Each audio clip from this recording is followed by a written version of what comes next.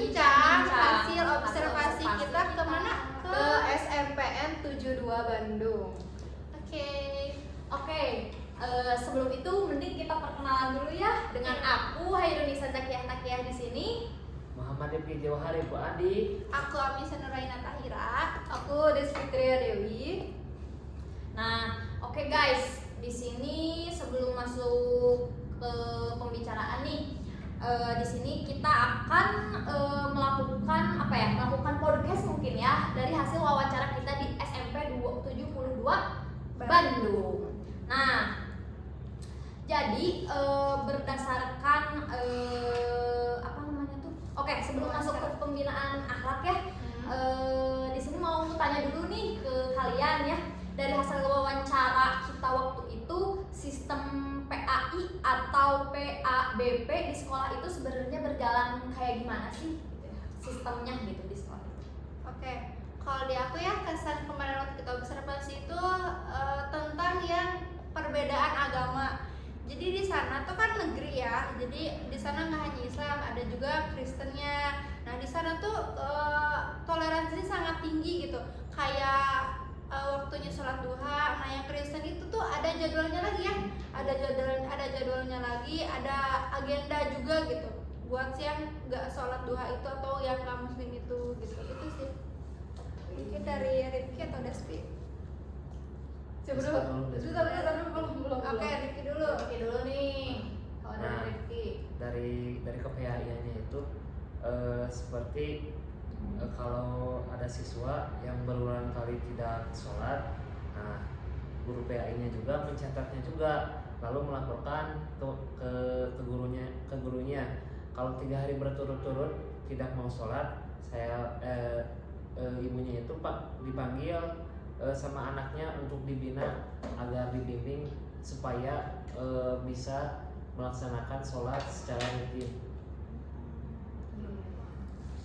Nah, terus kalau dari guru BK-nya ini, jadi tuh mereka bekerja sama orang tua gitu ya, kan banyak gitu di orang tua di rumah gitu ya, yang sibuk gitu sama pekerjaannya sampai tidak tahu gitu ya, tidak bisa untuk memantau muridnya gitu. Nah, jadi si guru BK ini melakukan kerjasama antar orang tua gitu ya. Jadi ada kasus gitu ya, orang tua ini yakin anaknya ngaji gitu, tapi setelah ditanya sama anaknya gitu, dia bilang ngaji, ternyata pas dicek dari sekolah, dari guru BK-nya ternyata tidak gitu. Jadi kita saling berkomunikasi antara guru BK dan orang tua gitu.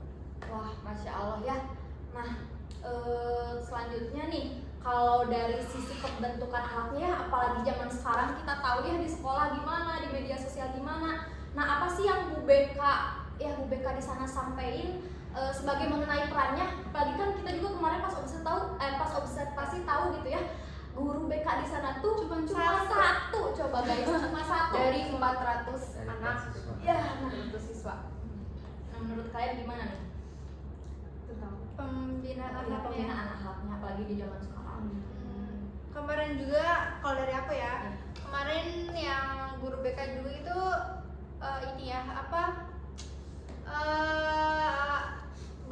minta tolong juga ke wali kelas juga gitu untuk mengontrol setiap anaknya gitu. Untuk pembinaan akhlak sih itu udah kalau kata guru BK-nya udah terlalu sulit ya, karena emang dibantu juga sama wali kelasnya, sama guru-guru lainnya. Dan itu kalau misalnya kayak ada yang ngomong kasar, itu pasti ada di pengen ke BK ya, ngomong kasar, berantem, atau yang yang minus gitu. Terus di setiap minggunya juga ada kayak ceramahan untuk anak-anak itu tentang akhlak atau tentang keagamaan gitu.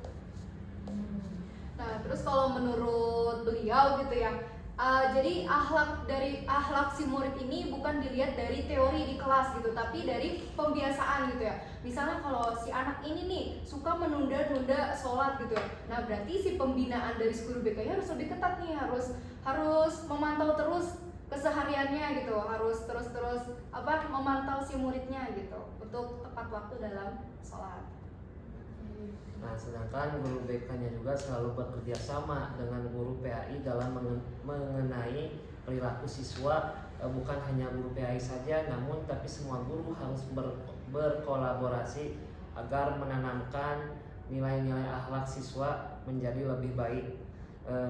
Fokus BK pada sikap yang berulang, misalnya ya bolong sholat berkali-kali dicatat lalu dipanggil. Nah, terus analisis nilainya, kalau nilai KI-nya rendah paling banyak BK mengecek apa penyebabnya.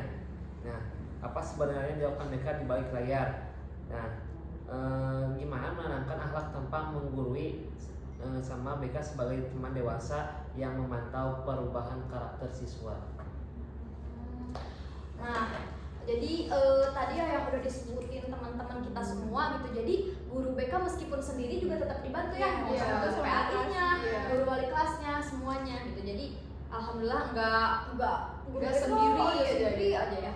Nah, terus dari wawancara kemarin nih, tantangan-tantangan apa aja sih gitu ya? Tantangan terbesar apa aja sih ya yang Bu BK kita yang kemarin di SMP 72 Bandung rasain gitu, tantangannya di sekolah itu? Tantangannya mungkin karena guru BK yang satu ya, jadi Iya. kewalahan karena cuma satu, guru BK yang satu, muridnya 400, Iya, 400-an Wah, lebih banyak gitu banget ya. sih. Makanya kayak kewalahan sih kata guru BK, tapi alhamdulillahnya emang dibantu sama wali kelas juga, sama guru-guru yang lain gitu. Terus paling anak yang apa ya, kalau kata guru BK-nya enggak yang terlalu gimana-gimana anaknya, katanya alhamdulillah baik-baik katanya. Jadi ke guru BK-nya juga enggak yang terlalu membebani gitu. Nah, terus kalau dari si guru BK-nya itu tantangannya mungkin kalau dari si siswa yang malas sholat gitu ya, yang malas sholat, atau kalau misalnya sering melanggar hukuman gitu, dia walaupun udah ditegur tapi terus mengulanginya berkali-kali. Nah, itu bisa jadi maksudnya itu tantangan dari si guru BK-nya tersebut. Nah, banyak orang tua yang tidak bisa memantau anak-anaknya karena banyak bekerja juga, orang tuanya juga itu. Nah, contohnya seperti orang tua bilang anaknya ngaji. Nah, tapi sebenarnya anaknya itu tidak mengaji, berangkat mengaji karena orang tuanya tidak tahu jadwal anaknya mengaji. Jadi orang tuanya fokus ke pekerjaan, tidak memantau anaknya juga. Jadi nggak bisa memantau anaknya iya begitu.